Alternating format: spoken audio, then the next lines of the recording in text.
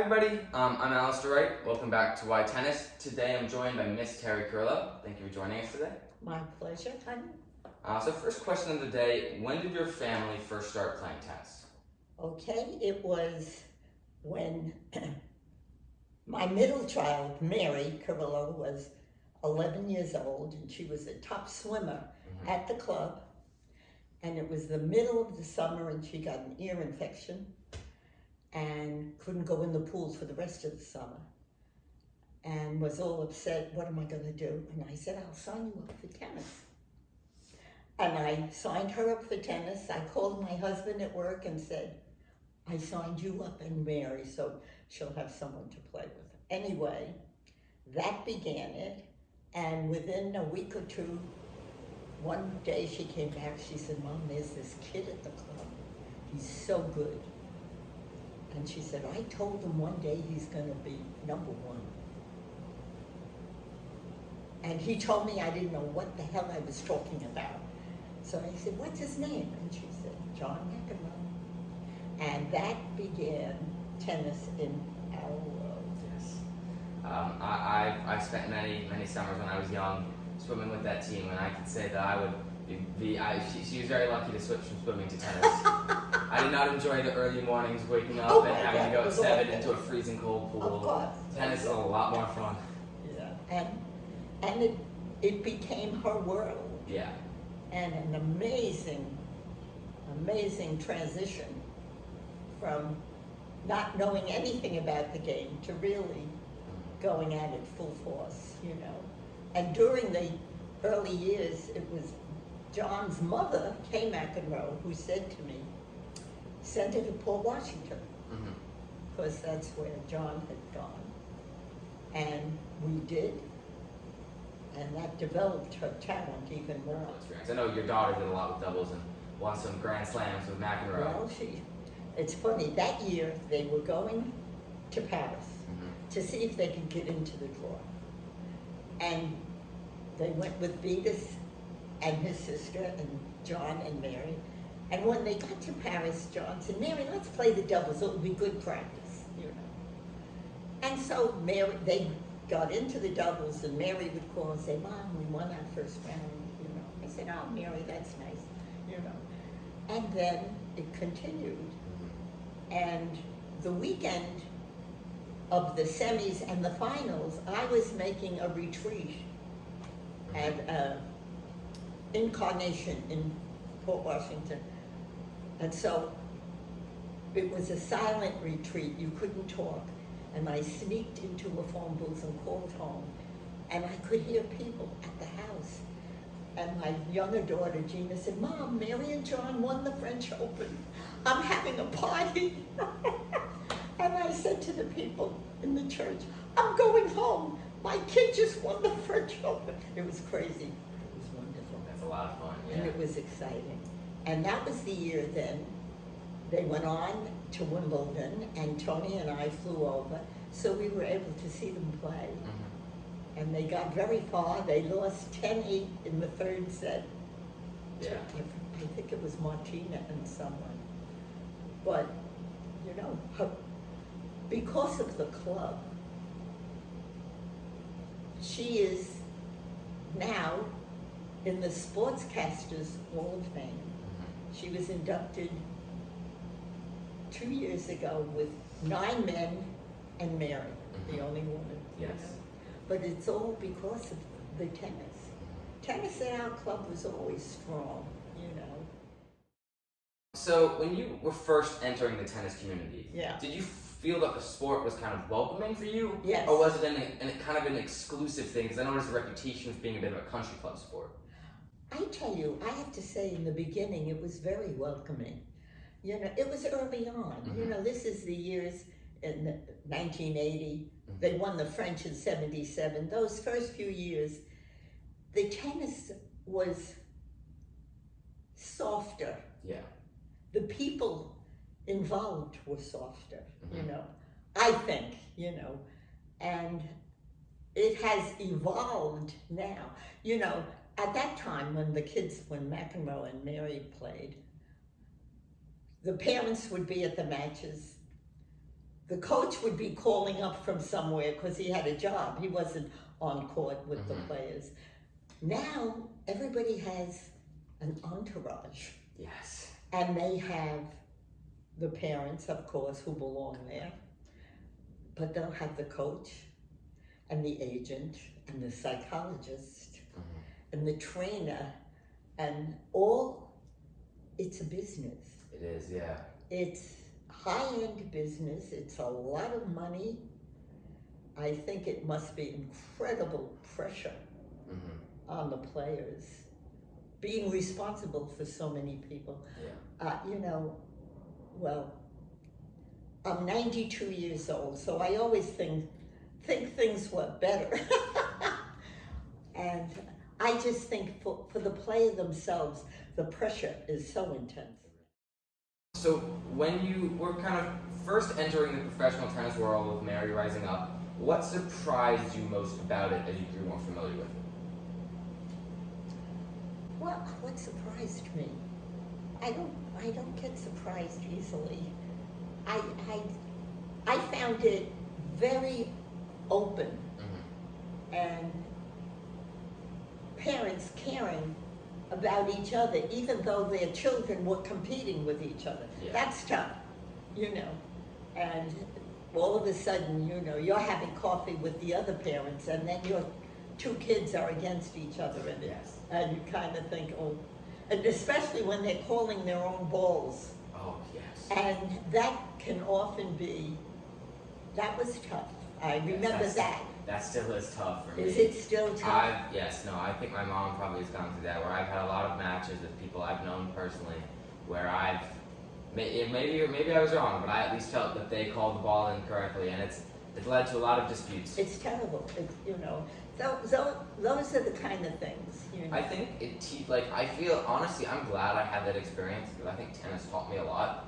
Because when I first got into the sport, I wasn't able to deal with the concept that people would willingly cheat. But then as you get more familiar with it, you kind of have to learn how to handle it. And I think it's a good life skill and a good life lesson. So I'm glad that tennis was able to teach me how to go out there and deal with that adversity where something unfair happened. Where I had won the point, but then the other person just took it for themselves. And what do I do? And there's nothing you can do because there's nobody else. There's no one else there. And that was tough. But for the most part, it was we had a tough experience. Mary played a tournament in Philadelphia, and she played against a girl from Germany, and the girl was the top seed, and Mary beat her. And when the match was over, and they both came off the court, the girl's mother came up to her and slapped her in the face and said, "You lost to an inferior player." Wow. And that was shocking too. Yeah. And we wound up taking the girl back to the hotel. We were all staying at the same hotel because her mother drove away. And you saw then the kind of pressure that was put on the players by the parents. Yes. And I imagine many lives were hurt by this kind of attitude that some parents would give, I don't know, I never felt that way, and Mary was all handled wins and losses well. As you know, Douglaston has raised 3 world-class players with your daughter, Mary Carillo, John McEnroe, and Pat McEnroe. Do you think that the success of the McEnroe brothers and your daughter has impacted the neighborhood? And if so, how so? Well, I'm her mother, and I know John and Patrick, and I'm sure that it impacted. I think it did, People know, gee, there's this little club in Queens. But, the kids, when they're in the booth, will say, so here you've got 3 kids from Queens calling the matches at the U.S. Open, And they're always happy about the whole idea that it was from this little club. The club defines a lot of what your life is going to be like if you join it, And it's, It's the best move we ever made. If we moved to another neighborhood, chances are there wouldn't be a local club, and maybe none of this all would have happened. You know, who knows? And Mary is always very happy that John got caught one, but her name's over the snack bar. Yes. And she used to work at the snack bar. Really? Yes. And she worked as, in fact, one year, she was still in high school, she entered a tournament in Mamaroneck, a women's tournament. Mary's coach was at Port, was Harry Hartman, the top Australian coach, world renowned. And he used to tell her, Mary, when you play on the weekends, if you're not here, play people who beat you. Yes. And she said, I don't want to lose. And he said, go play. Anyway, he made her enter a tournament in Mamaroneck, a women's tournament. And she won it. And a week or two later, there was a couple at the club who invited friends from Mamaroneck for dinner. And they were having dinner, and the visitor said, you know, a girl from your club won our tournament last week. And the club member said, yes, and right now she's serving our dinner because she was waitressing. And that's the joy of it. So when Mary was growing up, were the tournaments really segregated by gender, or were there kind of tournaments that were just for women in certain parts of the Long Island, or was it like you would, because today it's like you go to one tournament and there's the men's draw and the women's draw. Yeah, well, this was always separate. It was always men's or women's draw. Okay. You know, and you found out who was ranked. You know, Mary at one point was #1 in the East, but once she traveled and was playing the girls from California and Florida, Tony at one point said it was like bringing a lamb to slaughter. And because then you're hitting the high ground. Yes. And that's what you know you're going to be up against. Yeah. So what do you think is the hardest part about being a tennis parent?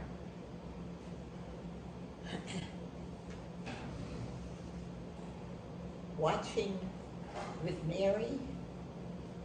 Mary had her first knee surgery at 16. Wow. So the knee was already injured. Yeah. And she played the tour for 3 years and had 2 more knee surgeries. Yeah.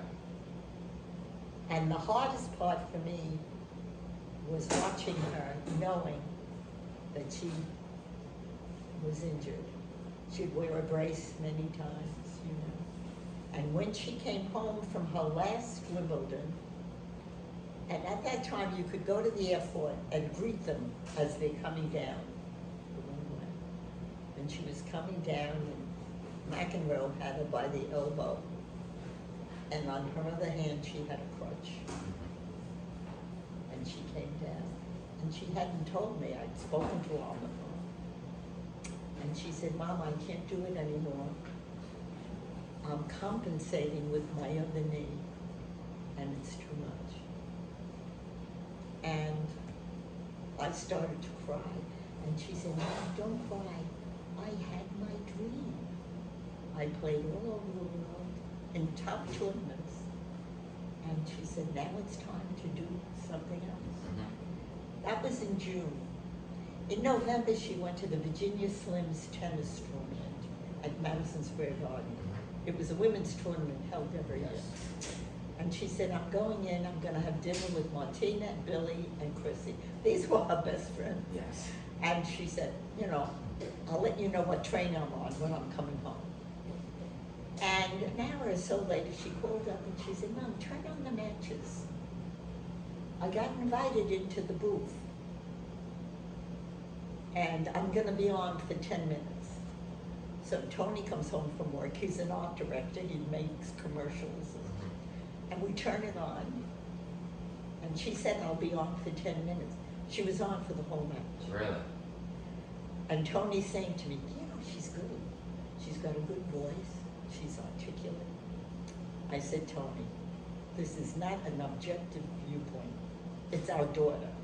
And, you know, anyway, she comes home And I said, Mary, that was so good. Yeah, she said it was fun. A week later, USA Cable called and said, do you want a job calling women's matches? And that was over 40 years ago. Wow. And she's broadcasting ever since. Yeah. And a whole new world opened up. So it killed me when she was hurt, but it brought me joy that she stayed in the world of tennis, which she loves, and has many opinions about, and they're very strong. I get, whenever there's something going on in the tennis world, I say to Tony, oh, we're going to be listening to Mary. She was on like 4 different networks a couple of weeks ago over some big thing. I think about Djokovic not being able to play at the Australian. Yeah. And on one program, when they introduced it, they said, and now we will hear from the renowned Mary Carillo. And when it was all over, I called her and she answered the phone. I said, Mary, you're renowned. She said, yeah, Mom, I'm glad I'm able to tell you that.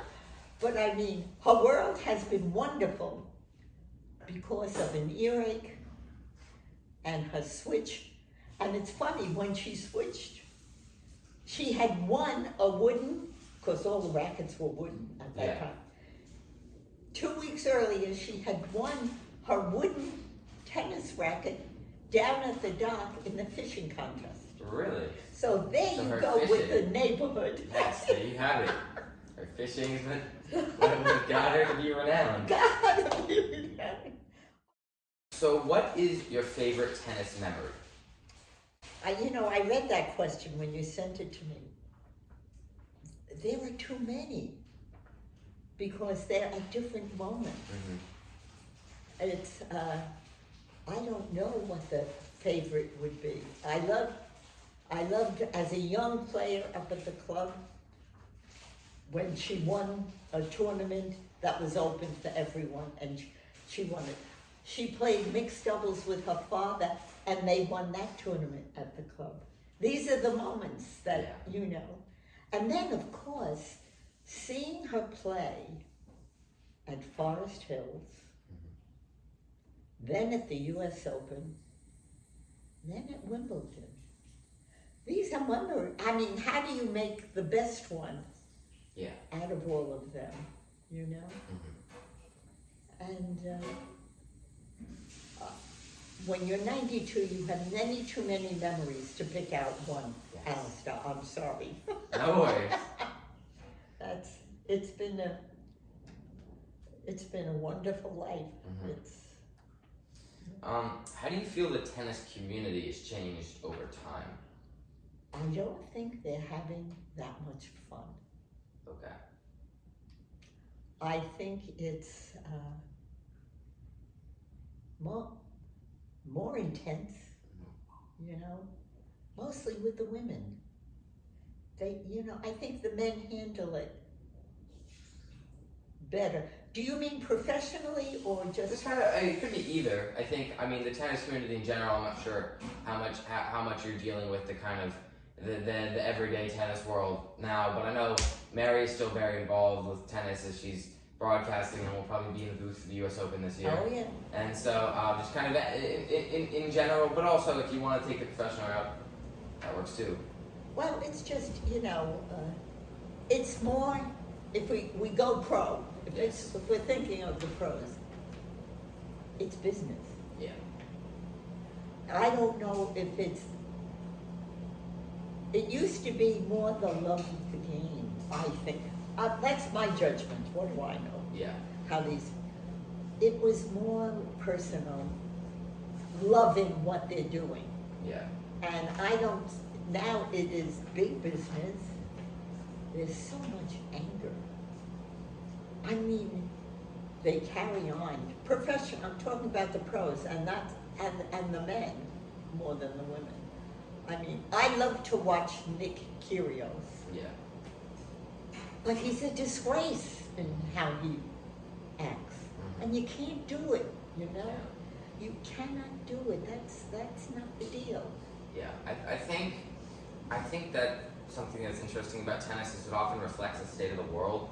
Because Yes. it's a bunch of individual Yes. people walking around. It's not like you take a sport like football or basketball and it's everyone in a team. And they're kind of operating as a unit. And so it's easier to kind of put on a mask and say, this is what we're going to look like. Yeah. But with tennis, it's a bunch of You're individuals. on your own. So, final question of the day, and this is a question we ask everyone at the end of the interview. Uh-oh. Why tennis?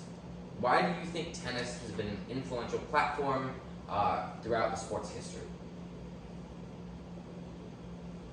Because it's beautiful.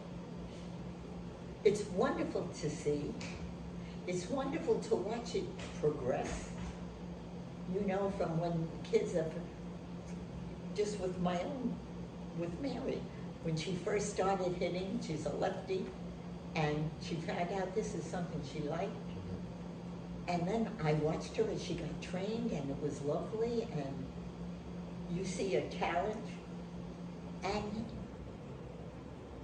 the tournaments are beautiful. It's a pretty part of your world if you're involved in it. It was a very pretty part of our world. It was, you know, nice to go to. And I mean, other sports, I'm sure my kids never got involved. Well, I have a grandson who went to Pepperdine Really? as a walk-on the baseball team. He graduated 2 years ago and was drafted by the LA Dodgers. Wow. And he said no. Really? He said no. So there's the sport, you know. He knew that isn't what he wanted. He loved it during high school and college, but you know, that was it. You know, I think tennis is the most elegant.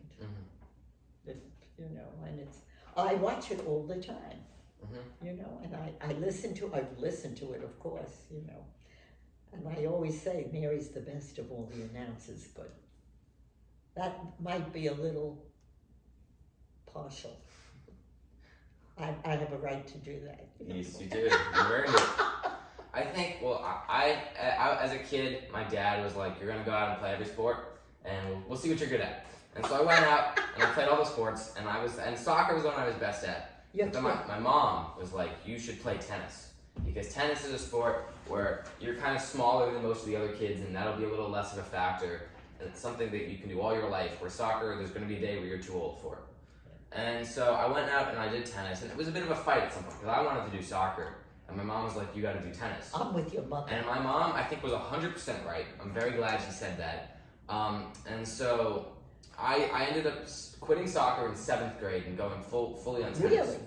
And I'm very glad I did. I think it was a great experience to overcome challenges individually, to do something on your own. But I think also something that's really beautiful about tennis is that it's eloquent at all levels, right? I was a counselor at a sleepaway camp last summer, and I would be there with boys who are 10, 11, and watching them play basketball is not very pretty, right? Because they're small, they can't really get the ball up. They're sitting there and they're fully heaving it up. But then I go and I'm playing tennis with them, and the ones who know how to play, it's graceful, right? It's elegant. I think there's an elegance to it, and there's an elegance to watching somebody out go there and competing individually, right? Where they're out there, and if they're succeeding, it's a beautiful thing. It's elegant, and it's classy, and you just think, this is nice to be able to observe. And going up there by yourself and being given something where year round, right? You don't have to wait for the season to happen. You can go and play as many tournaments as you want in a year. It creates a platform where people are really able to speak. So I'm really glad you brought that up. Well, and you're on your own. Yes. There's no team behind you. There's no one else to blame. No, it's just you. That's intense. Really, it's